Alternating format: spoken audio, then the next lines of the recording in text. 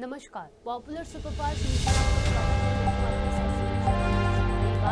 आज की तमाम बातें। हिमाचल प्रदेश में राज्यसभा सीट गंवाने के बाद शाम को कांग्रेस के अभिषेक मनु सिंघवी ने मीडिया से बात की। अपनी हार स्वीकार करने और बीजेपी उम्मीदवार हर्ष महाजन को बधाई देने के बाद सिंघवी ने इसे अपने लिए सबक बताया। उन्होंने शायराना अंदाज में फिर से वापस लौटने की बात कही है। पहली बात मैं कहना चाहता हूं कि मैं कांग्रेस की पूरी लीडरशिप की तरफ अपना कृतज्ञता व्यक्त करना चाहता हूं। उन्होंने मेरे अंदर विश्वास रखा, चौथी बार के लिए मुझे उम्मीदवार बनाया।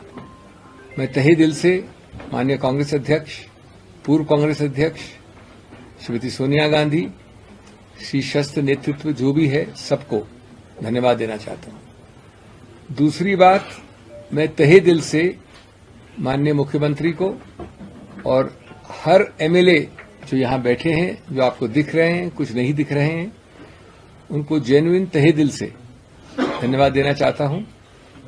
वो पूरी तरह से प्रयत्नशील थे, उम्मीद बनाए बैठे थे और दिन रात उन्होंने परिश्रम किया, मेरा समर्थन किया। तीसरा, मैं उन 9 एमएलए को भी धन्यवाद देना चाहता हूं जिसमें से 9 के 9 कल रात तक हमारे साथ बैठे थे, खाना खाया था, जलपान किया था, फोटोज ली थी।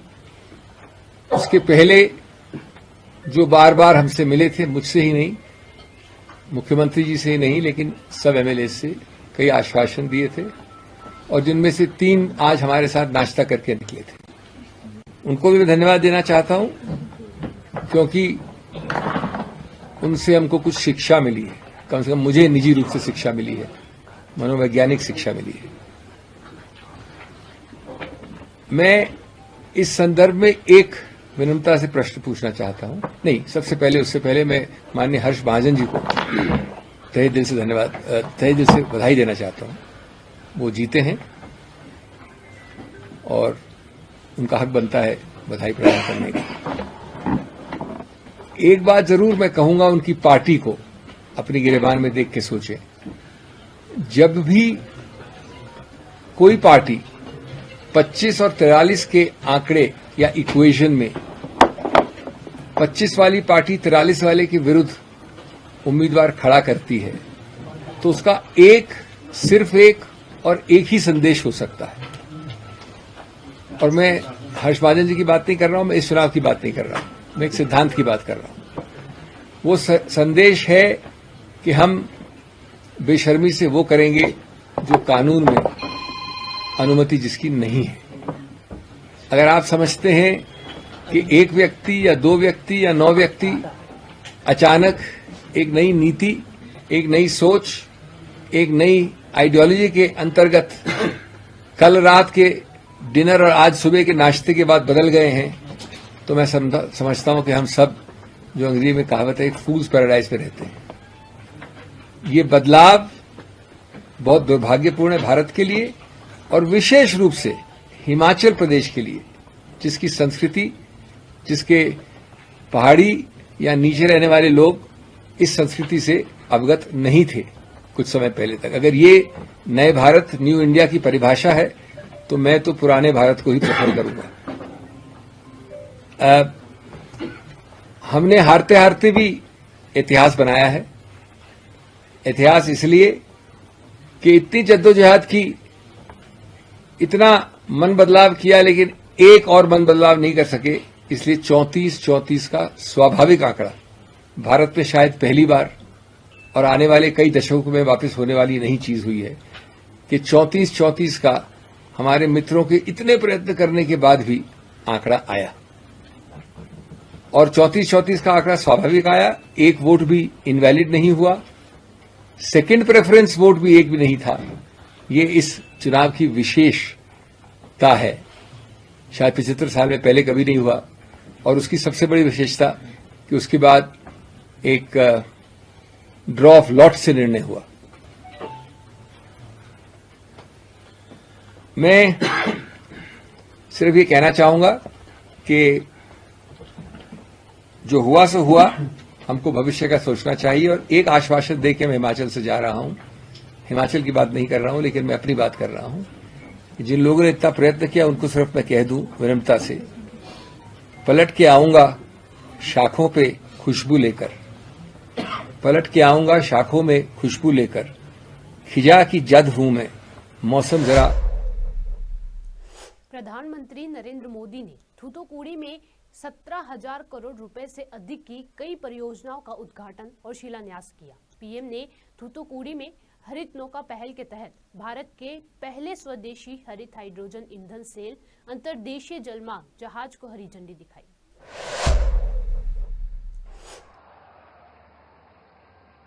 Today, Tamil Nadu is writing a new chapter of progress in Thoothukudi. Many projects are being inaugurated or having foundation stones laid. These projects are an important part of the roadmap for a developed India. One can also see the spirit of Ek Bharat, Shrestha Bharat in these developments. साथियों,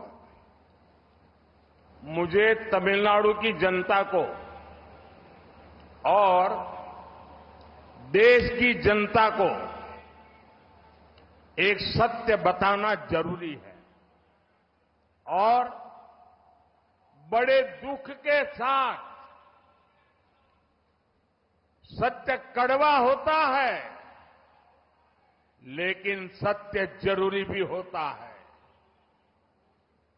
मैं सीधा सीधा आरोप लगाना चाहता हूं UPA सरकार पर। ये सारे जो प्रोजेक्ट मैं आज लेके आया हूं, ये दशकों से यहां के लोगों की मांग थी। आज जो यहां सत्ता में बैठे हैं, वे लोग उस समय दिल्ली में बैठे थे, सरकार चलाते थे, ये डिपार्टमेंट चलाते थे, लेकिन उनको आपके विकास की परवाह नहीं थी। बातें तमिलनाडु की करते हैं, लेकिन तमिलनाडु की भलाई के लिए कदम उठाने की हिम्मत नहीं थी। आज ये आपका सेवक तमिलनाडु की धरती पर तमिलनाडु का नया भाग्य लिखने के लिए एक सेवक बनकर के आया है। विधानसभा में कथित तौर पर पाकिस्तान समर्थक नारे लगाने के आरोप में सैयद नरी हुसैन और उनके समर्थकों के खिलाफ कर्नाटक भाजपा द्वारा दर्ज की गई शिकायत पर कर्नाटक सरकार में मंत्री प्रियांक खड़गे ने कहा कि भाजपा अपनी हार के बाद हताश है। दिल्ली कूच को लेकर हरियाणा सरकार अलर्ट हो गई है। हरियाणा सरकार ने अंबाला के कई इलाकों में इंटरनेट सेवा बंद कर दिया। किसान पंजाब हरियाणा के शंभू और खनौरी बॉर्डर पर डटे हुए हैं। इसी बीच आंदोलन की अगुवाई कर रहे किसान नेता श्रवण सिंह पंडेर ने बताया कि आंदोलन को किस दिशा देने और अब आगे क्या करना है। पश्चिम बंगाल कांग्रेस प्रमुख अधीर रंजन चौधरी ने बीजेपी पर जमकर हमला बोला। उन्होंने कहा कि जो अग्निवीर है, देश के लिए अपनी जवान कुर्बान करने के बाद उन्हें शहीद का दर्जा नहीं दिया जाता, ऐसा क्यों है? कांग्रेस पार्टी ने इसे आर्मी की former chief of army general Naravane उन्होंने किताब लिखी थी, वो किताब बंद कर दिया गया है। पहले पहले किताब मिलते थे दुकान में, बाद में पाबंदी लगा दिए गए हैं। ये किताब अभी दुकान में नहीं मिलते हैं। 4 स्टार जनरल पढ़ के देखो आप लोग। नरवणे ने स्पष्ट तरीके से ये कहे थे कि अग्निपथ और अग्निवीर ये जो सोच ये गलत, क्योंकि मान लीजिए 3/4 मतलब 100 लोग इम्तिहान में शामिल हुई, 75 हमारा फौजों में जाने की इजाजत नहीं मिलेगी, उनको निकाला जाएगा। मान लीजिए 100 में 25% नौजवानों को फौज में नौकरी मिलेगी। दूसरी बात, जो अग्निवीर कहते हैं उनको शहादत होने की बात शहीद की दर्जा नहीं दिया जाते हैं। मान लीजिए देश के लिए कोई अपना जीवन देते हैं, जिंदगी का नौछावर करते हुए जो शहादत लेते हैं उनका शहीद की दर्जा नहीं दिया जाएंगे, शहीद की दर्जा नहीं दिया जाएंगे। ये कौन सा तरीका है? और हमारे फौज के अंदर और एक किसी की विभाजन हो रहे हैं। वो जानता है कैसा? फौज और 4 साल नौकरी, मतलब एक 4 साल के लिए नौकरी। तो फौजों के अंदर एक विभाजन हो रहे हैं, फौज और 4 साल फौज, 2 किस्म के फौज। इस तरीके की फौजों के अंदर दरार हम कभी नहीं चाहेंगे। हमारे सब फौज समान है, हमारे लिए सब हमारे लिए जवान है। सरहद को रक्षा करने के लिए सब लोगों ने कसम खाई है, चाहे वो अग्निवीर हो चाहे रेगुलर आर्मी हो। लेकिन इस दोनों में दरार पैदा करना फौज के लिए कभी मुनासिब नहीं हो सकते, कभी मुनासिब नहीं होना चाहिए, यह हम जरूर मानते हैं। इसलिए शुरू से हम विरोध करते हैं। सिर्फ मैं नहीं, आर्मी जनरल विरोध करते हैं, बड़े बड़े एक्सपर्ट विरोध करते हैं। कांग्रेस की बात छोड़ ही दो, नरवणे की किताब तो कम से कम लोगों को पढ़ने के अधिकार दिया करो। एमपी एमएलए कोर्ट के वरिष्ठ अभियोजन अधिकारी अमरनाथ तिवारी ने जया प्रदा को फरार घोषित किए जाने पर कहा कि पूर्व सांसद और अभिनेत्री जया प्रदा को सीआरपीसी की धारा 82 के तहत मामले में फरार घोषित किया गया। जया प्रदा के विरुद्ध जो चुनाव आचार संहिता उल्लंघन का संबंधित मामला 2019 में थाना कैमरी और थाना स्वाद में पंजीकृत हुआ था। जया प्रदा नाटा के द्वारा नाले में उपस्थित न होने के कारण एनबीडब्ल्यू जारी किया जा रहा था। अभियुक्ता अपने आप को बचा रही हैं, उनके मोबाइल स्विच ऑफ चल रहे हैं। जो एनबीडब्ल्यू जारी होने के बाद कोर्ट में तारीख थी, क्या रहा? देखिए, विशेष न्यायिक magistrate MP MLA court Rampur के न्यायालय में जया प्रदा के विरुद्ध जो चुनाव आचार संहिता उल्लंघन का संबंधित मामला 2019 में थाना कैमरी और थाना स्वाद में पंजीकृत हुआ था। थाना स्वाद पर पंजीकृत मुकदमे का एनसीआर नंबर 59/19 और थाना कैमरी पर पंजीकृत एनसीआर का मुकदमा अपराध संख्या 37/2019 थी। धारा 171 GIPC, जिसमें पिछली तिथियों पर माननीय विशेष न्यायिक मजिस्ट्रेट श्री शोभित बंसल जी के न्यायालय के द्वारा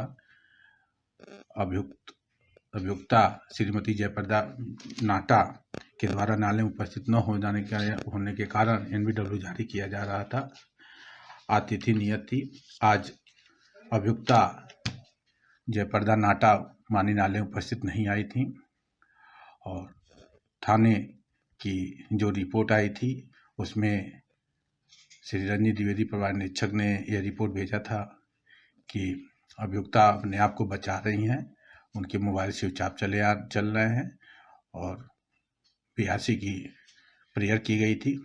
माननीय न्यायालय के द्वारा अभियुक्ता श्रीमती जया प्रदा नाटा के विरुद्ध धारा 82 CRPC की कार्रवाई करते हुए आदेश किया गया है और अगली तिथि 6/3/2021 24 की नियत की गई है। माननीय न्यायालय के CGM first MPMLA court Shri जोबीस बंसल जी के न्यायालय के द्वारा आज श्रीमान पुलिस अधीक्षक रामपुर को आदेशित किया गया है। अपने इस आदेश में कि जयप्रदा नाटा की हाजिरी सुनिश्चित कराने के लिए किसी क्षेत्राधिकारी के अधीन एक टीम की गठित करते हुए नियत दिनांक 6/3 को उपस्थित सुनिश्चित कराएं, क्योंकि जयप्रदा का जो पता है आत्मसमर्पण के समय वह गैर राज्य का है, हैदराबाद का है, इसलिए क्षेत्राधिकारी के नेतृत्व में एक टीम गठित करने के लिए किया गया। सर 82 की क्या कार्रवाई होती है? 82 की कार्रवाई उद्घोषणा की कार्रवाई होती है। जब अभियुक्ता या अभियुक्त उपस्थित नहीं होते हैं तो हाजिरी सुनिश्चित कराए जाने के लिए माननीय न्यायालय के द्वारा उद्घोषणा की कार्रवाई की जाती है। उसको CRPC में धारा 82 की कार्रवाई करते हैं। तो इसका मतलब यह है कि फरार घोषित हो गए जब? हाँ जी, फरार घोषित हो गई। फरार घोषित। हिमाचल प्रदेश में राज्यसभा चुनाव के नतीजे ने जहां चौंकाया तो वहीं अब सियासत अलग ही दिशा में आगे बढ़ चुकी है। कांग्रेस पार्टी प्रदेश में दो फाड़ होती दिख रही है। पूर्व मुख्यमंत्री वीरभद्र सिंह के बेटे विक्रमादित्य ने भी मुख्यमंत्री सुखविंदर सिंह सुक्खू के खिलाफ मोर्चा खोल दिया। बुधवार को उन्होंने रोते हुए अपने पद से इस्तीफा दे दिया। उन्होंने 6 बार से CM वीरभद्र सिंह अपने और विधायकों के अपमान का आरोप लगाया और कहा कि असंतोष का ये नतीजा है। वीरभद्र सिंह जी की जो प्रिंसिपल्स है, 6 बार वो हिमाचल प्रदेश के मुख्यमंत्री रहे हैं। उन्होंने हमेशा जो है अपने टर्म्स एंड कंडीशंस पे with due regard and respect of the high command उन्होंने अपने टर्म्स एंड कंडीशंस पे राजनीति करी है। And it is my moral responsibility कि जैसा मैंने हमेशा कहा है कि सही का समर्थन और गलत का विरोध करते हुए हम उसी राह पर आगे चलेंगे with all humility, with all जो है एक रिस्पेक्ट, एक ड्यू रिगार्ड एंड रिस्पेक्ट जिसको देना है हम निश्चित तौर से देंगे, इसमें कोई दो राय नहीं है। मगर अगर हमारी आवाज को या हमारे जो है अस्तित्व को कोई दबाने का या कोई मिटाने की कोशिश करेगा, उस चीज को मैं टॉलरेट करने वाला नहीं हूं। ये बात मैं बिल्कुल स्पष्ट शब्दों से कह देना चाहता हूं। जो पिछले ये घटनाक्रम प्रदेश के अंदर पिछले 2 दिन के अंदर हुआ है, इसकी वास्तविक परिस्थिति मैंने हाईकमांड से बात करी है, श्रीमती प्रियंका गांधी वाड्रा जी से बात करी है, नेशनल प्रेसिडेंट से बात करी है और जितने भी पार्टी के आला हाईकमान है उनसे बात करी है। The call has to be taken by the party high command. उस पे मैं उस चीज पे मैं नहीं जाना चाहता हूं क्योंकि वो मेरा डोमेन नहीं है और मैं जैसा मैंने कहा मुझे पता है कि कहां पर लाइन खींचनी है, इसलिए उस चीजों पे मैं नहीं जाना चाहूंगा। ये जरूर है कि जो वास्तविक परिस्थितियां हैं और बहुत सी भावनाएं प्रदेश में लोगों की है, उसके बारे में मैंने पार्टी हाईकमान को जो है वो इसके बारे में जानकारी दी है। Now the call and the ball is in the court of the high command. They have to decide what has to be done, when it has to be done, in the interest of the party and in the interest of the government. दूसरी बात मैं ये कहना चाहूंगा और दुख के साथ, भारी मन के साथ ये मैं कहना चाहूंगा कि जिस व्यक्ति का नाम लेकर कांग्रेस पार्टी की सरकार हिमाचल प्रदेश के अंदर बनी, 1 साल के अंदर जो मुगल सल्तनत के आखिरी शहंशाह थे बहादुर शाह जफर, उनकी एक लाइन है कि कितना है बदनसीब जफर दफन के लिए, 2 गज जमीन भी ना मिली कुएं यार में। जिस व्यक्ति 6 बार जो हिमाचल प्रदेश का मुख्यमंत्री रहा, 6 बार, जिसने ये सरकार बनाई, जिसकी वजह से ये सरकार बनी प्रदेश के अंदर, उसकी मूर्ति लगाने के लिए 2 गज जमीन इनको माल रोड के ऊपर नहीं मिली। This is what respect this government has shown to my late father. इस तरीके की जो चीज हुई है, हम इमोशनल लोग हैं, इमोशनल। पद से हमें कोई लेना देना नहीं है, हमको ये कोई लेना देना नहीं है कि सरकार रहती है कि नहीं रहती है, हम पद पे रहते हैं कि नहीं रहते हैं। मगर एक रिगार्ड, एक रिस्पेक्ट जो होनी चाहिए थी, बारी बारी बोलने के बावजूद जो चीज ये नहीं कर सके, ये बहुत दुर्भाग्यपूर्ण है। और निश्चित तौर से राजनीतिक रूप से नहीं मगर भावनात्मक रूप से मैं बहुत आहत हूं कि इस तरीके की चीज, किस चीज क्यों हुई, किस कारण से हुई, मैं नहीं जानता हूं। और पार्टी हाईकमांड को इसके बारे में कहने के बावजूद भी ये चीजें नहीं हो पाई, ये दुर्भाग्यपूर्ण है। इसके बारे में हाईकमांड को देखना चाहिए, इन चीजों को देखना चाहिए। जैसा मैंने कहा, हिमाचल के लोग बहुत भावुक हैं, इमोशनल है।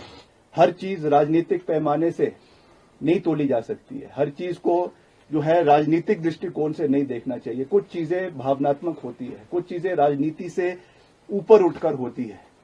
और इसमें एज अ सन मुझे इस चीज का बिल्कुल भी, इस चीज पे जो है वो अच्छा नहीं लगा और मैं आज इस चीज को जाहिर कर रहा हूं। और I am sure in the times to come मुझे लगता है कि पार्टी इस चीज के बारे में जो है वो संज्ञान लेगी और इस चीज को आने वाले समय में जो है वो देखा जाएगा। आज मैं सिर्फ इतना कहना चाहता हूं कि हमने पार्टी का हमेशा हर जंक्चर पर साथ दिया है और पिछले कल भी बहुत स्पेकुलेशंस थी, बहुत तरीके के अफवाहों के बाजार गर्म थे, मगर हमने पार्टी का समर्थन किया है। पार्टी के हाईकमांड का जो आदेश था उसको हमने पूरा किया है और जैसा मैंने कल कहा कि हाईकमांड का जो विश्वास हम में रहा है उसको हमने पूरा किया है।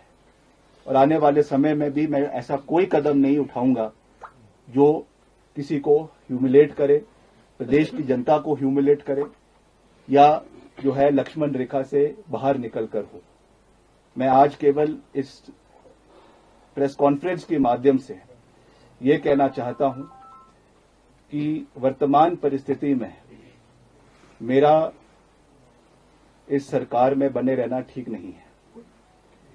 इसलिए आज मैंने ये निर्णय लिया है that I am resigning from the council of ministers. मैं इस सरकार से एक मंत्री के रूप में इस्तीफा दे रहा हूं जो मैंने निर्णय लिया है।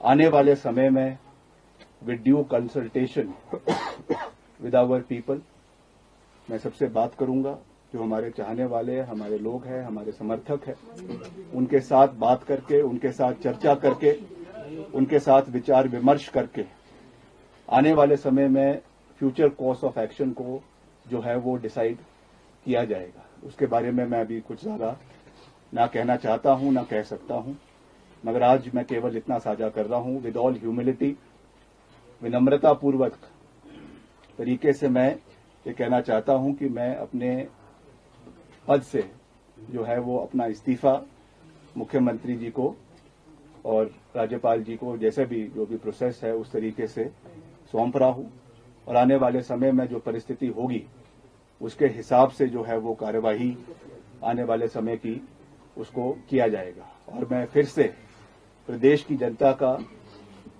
दिल की गहराइयों से धन्यवाद करना चाहता हूं कि उन्होंने मुझे ये मौका दिया कि इतने समय तक आपने जो प्यार, जो आशीर्वाद मुझे दिया, जो प्रेरणा मुझे समय समय के ऊपर दी।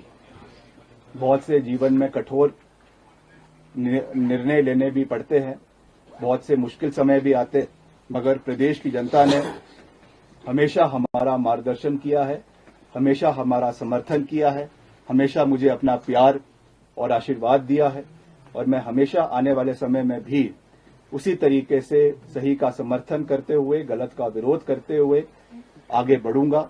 और जो भी, जैसा मैंने आपको कहा, विद ड्यू कंसल्टेशन, जो भी करना है, क्या करना है, कैसे करना है, नहीं करना है, उसके बारे में सोचकर, चिंता मंथन करके भविष्य की जो रणनीति है, भविष्य का जो कार्यक्रम है उसको तय किया जाएगा। मगर मैं प्रदेश की जनता का बहुत बहुत धन्यवाद करता हूं कि उन्होंने मुझ पे अपना पूरा आश्वासन और प्यार जिस भी कैपेसिटी में मैं था जो मुझे दिया है, अपना प्यार दिया है, आशीर्वाद दिया है और जो मुझे काम करने का मौका मिला है उसमें मैंने पूरी मजबूती से, पूरी निष्ठा से अपने विभाग में काम करने का प्रयास किया है। इसमें कोई दो राय नहीं है। मगर फिर भी अगर कोई कमी रह गई है उसके लिए मैं विनम्रता से प्रदेश की जनता से माफी मांगना चाहता हूं कि अगर कोई कमी मेरे से रह गई होगी और आने वाले समय में हम मजबूती से जिस भी कैपेसिटी में मैं हूंगा, मैं हमेशा प्रदेश की आवाज को,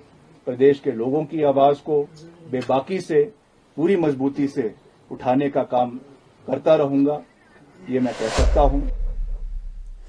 लालू यादव और उनके परिवार के अन्य सदस्यों के लिए बुधवार को दिल्ली की राउज एवेन्यू कोर्ट से बड़ी राहत मिली।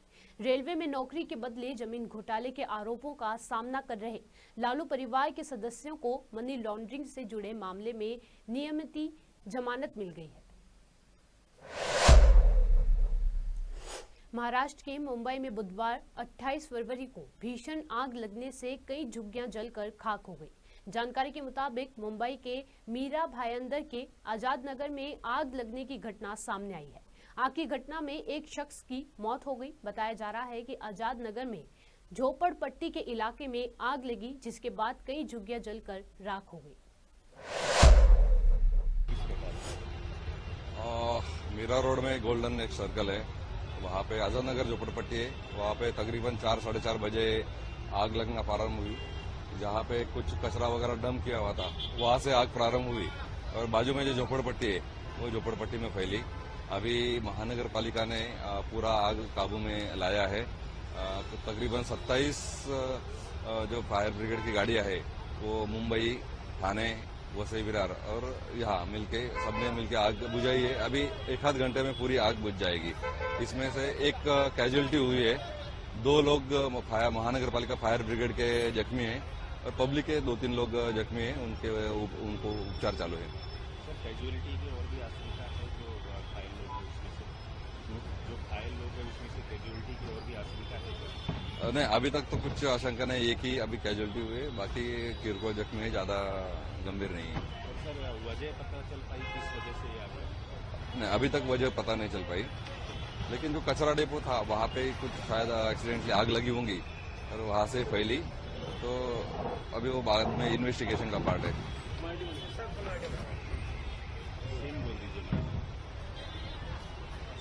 मीरा भाईंदर येथे गोल्डन नेक्स्ट सर्कलला आझादनगर झोपडपट्टीमध्ये कचऱ्याचा डेपो होता। त्या ठिकाणी पहाटे 4-4:30च्या दरम्यान आग लागलेली होती आणि ती आग पसरवून बाजूच्या झोपडपट्टीत पण पसरलेली आहे। 30 ते 40 साधारणतः झोपड्या आणि काही कमर्शियल गोडाऊन्स होते, हे जळालेले आहे।